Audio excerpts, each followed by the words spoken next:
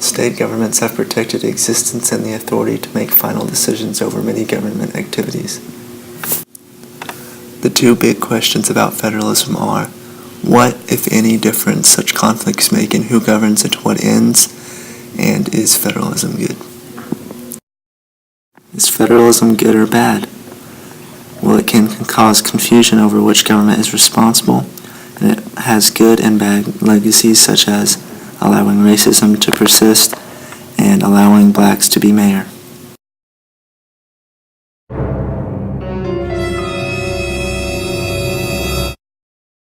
Federalism, government authority shared by national and local governments. Go.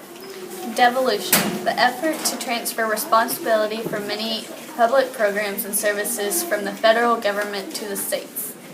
Block grants, money from the national government that states can spend within broad guidelines determined by Washington. Mandates, terms set by the national government that states must meet whether or not they accept federal grants. Civil War solved one thing. National government gained power from the people and was supreme. States cannot lawfully succeed.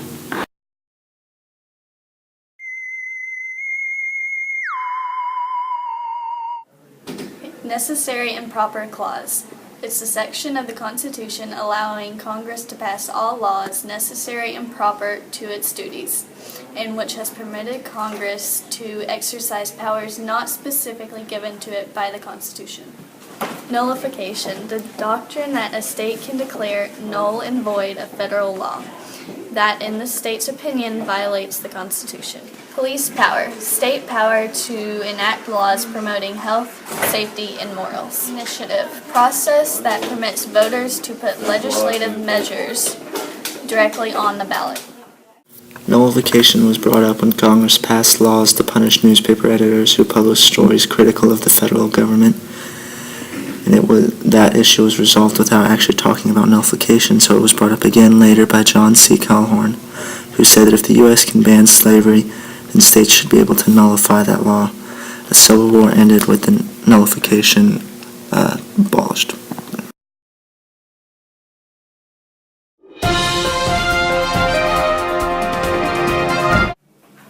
Interrupting for groundbreaking news. On the case of McClellan v. Maryland, McClellan refused to pay state levy taxes on Bank of the United States. McClellan has won with a 5-4 majority.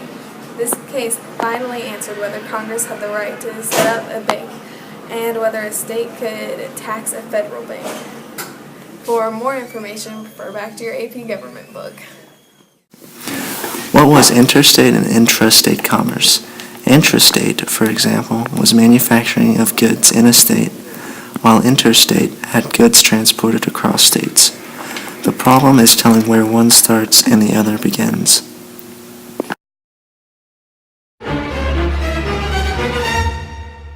Referendum, procedure enabling voters to reject a measure passed by a legislator.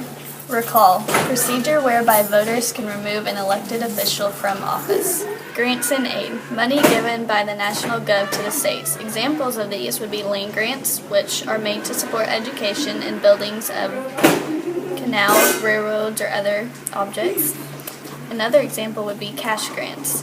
An example of this would be in 1808, Congress gave $200,000 to states to pay for their militias. National court cases supported greater sovereignty.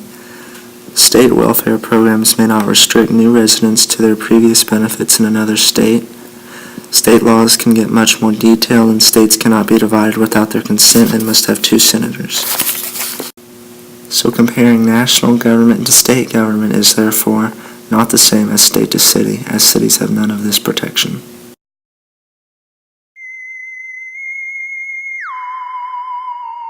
Categorical grants, federal grants for specific purposes such as building an airport.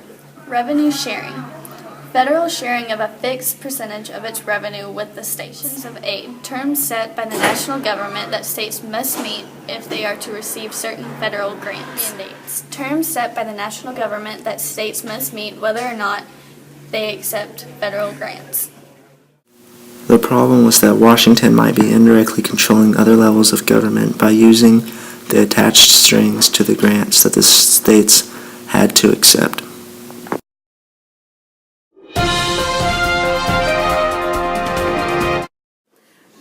Prince vs. U.S. This landmark case, the court invalidated a federal law that required local police to conduct background checks on all gun purchases. There was a 5-4 majority where Prince won. If one state wanted to get a grant for one reason, then all the states would be required to get the grant for the same reason.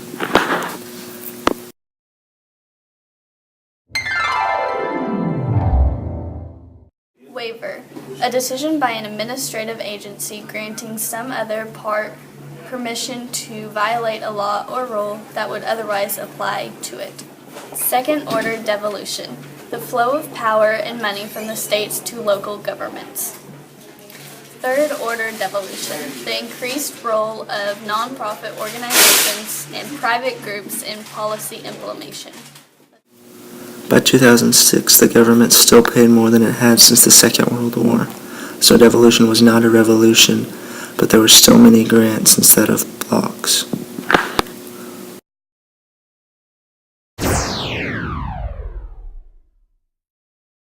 Okay. Express preemption, a federal law or regulation that contains language explicitly displaying or superseding any contrary state or local laws. Implied preemption, a federal law or regulation that contains language conflicting with state or local laws that cannot be effectively implemented due to such laws.